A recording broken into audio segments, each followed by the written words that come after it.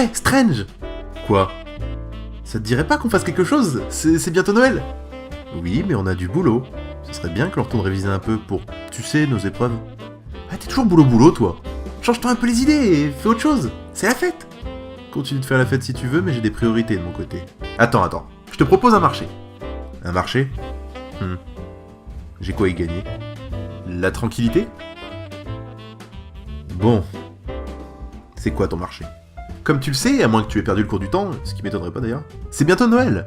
Tu te répètes? Ce serait sympa de faire une vidéo pour commémorer tout ça, histoire de laisser notre trace à nous sur le net. Pléonasme. Quoi? Tu viens de faire un pléonasme. Le concept, ça serait qu'on invente une histoire. Super original. Laisse-moi finir. On invente une histoire et on la complète chacun à notre tour. J'invente une partie et t'en inventes une autre. Ça te va? Si après ça j'ai le droit d'être tranquille, t'es pas obligé d'être aussi froid, et oui, on va dire que ça va alors. Allons-y.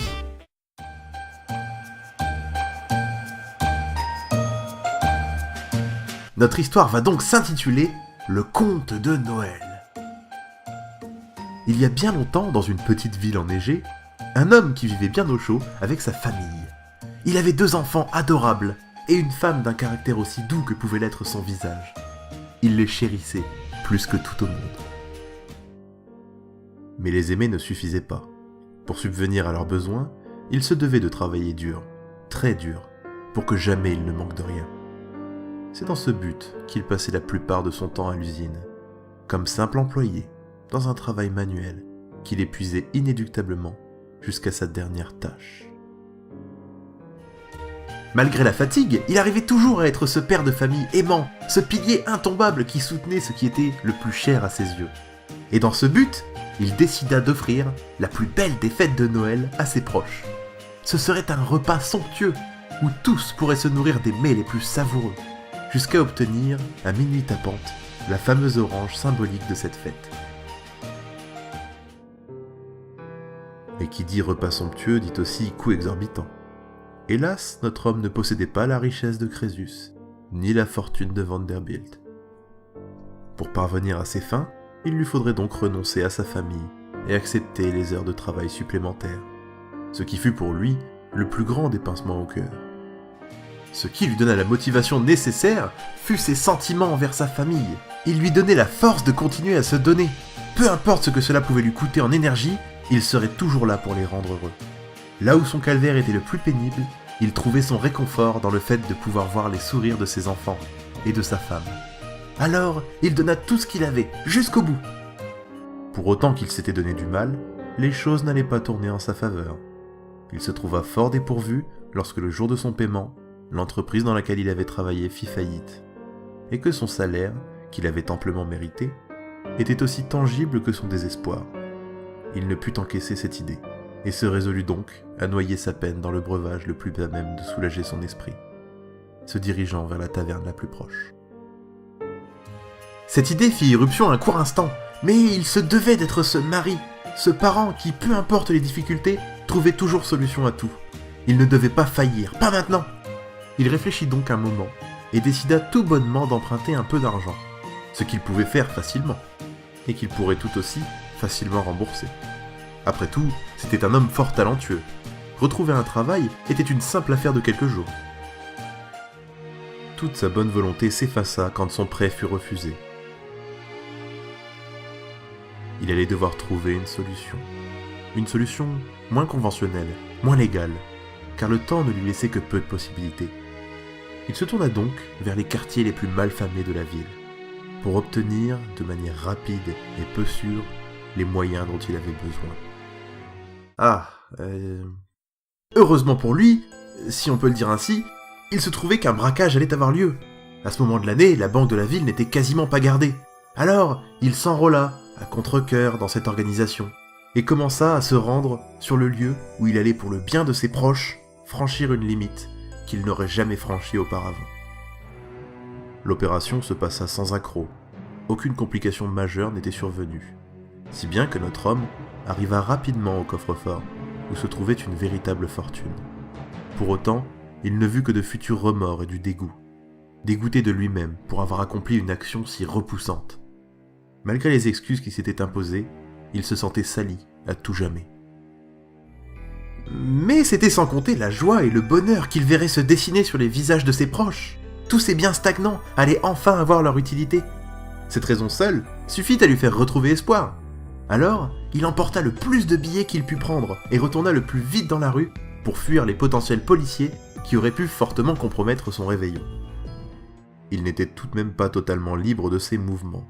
Il se devait de retrouver les malfrats qui avaient organisé ce braquage, car, en tout bien tout honneur, le butin devait être repartagé en fonction du rang dans lequel se positionnait chaque homme. Comme il put s'y attendre, sa part fut moindre par rapport à celle de ses congénères.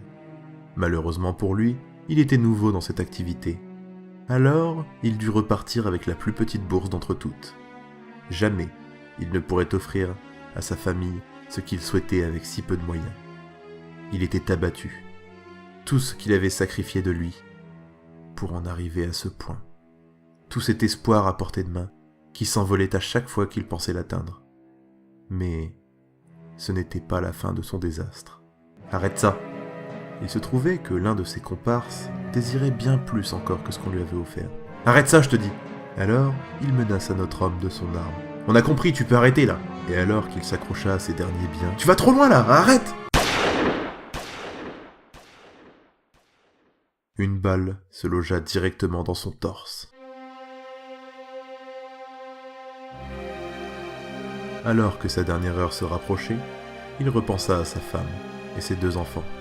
Eux, qui allaient rester seuls, sans père et sans mari, sans ce pilier qui était à présent brisé, et qui, comme dernière pensée, leur adressa tous ses regrets les plus profonds. Il était pour lui déjà l'heure de partir. C'est ainsi qu'il s'éteignit, seul, dans le froid, qui ne prolongea que peu de temps son agonie.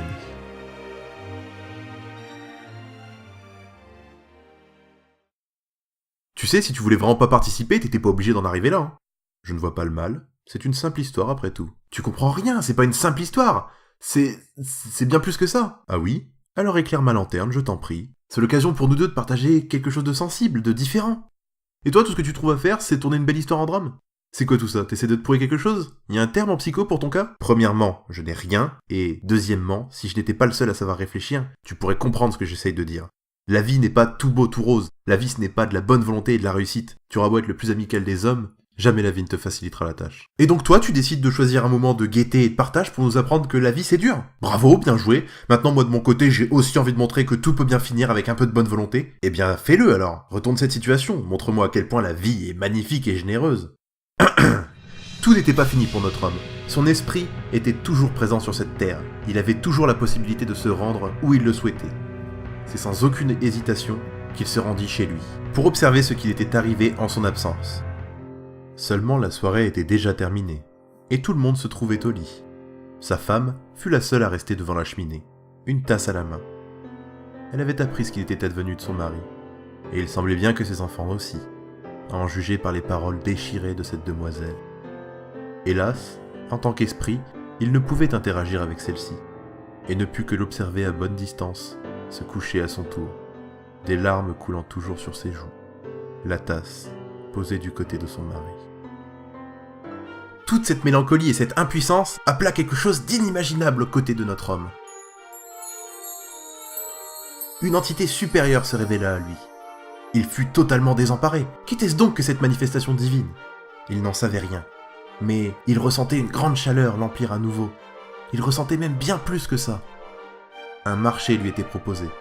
Un marché qui pouvait lui permettre d'accomplir ce qu'il n'avait pas pu faire cette nuit tragique. Il pouvait réaliser une action de son choix. Mais cette action avait un coût. Il lui faudrait rester sur Terre jusqu'à la fin des temps. Oui, mais il pourrait enfin rendre heureux sa famille. Vivre éternellement sans avoir de contact est loin d'être aussi simple. Pour sa famille et ses proches, il était prêt à tout. Était-il réellement prêt à tout? Oui. Alors, il accepta sans plus hésiter. C'est alors que la divinité lui demanda le geste qu'il voulait pouvoir accomplir dans ce monde. Aucun geste ne peut valoir un tel sort, c'est inconcevable. Il décida d'offrir à sa famille ce dont il désirait le plus.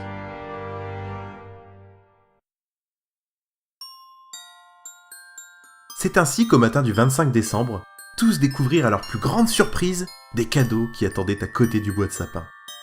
Les enfants furent ravis de recevoir ce dont ils avaient toujours rêvé, et la femme reçut enfin le collier qu'elle avait toujours attendu. C'est ainsi que cette tradition se répandit au travers des âges et des familles, et que le fameux sapin arriva dans nos salons. Il paraît aussi que le jour de Noël, si l'on regarde attentivement le ciel pendant plusieurs heures, on peut l'apercevoir. Le seul et l'unique conte de Noël.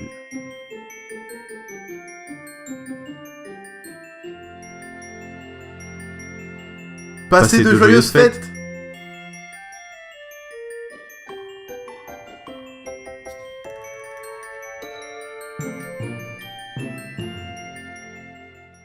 Eh, Strange, tu penses qu'ils ont saisi la morale?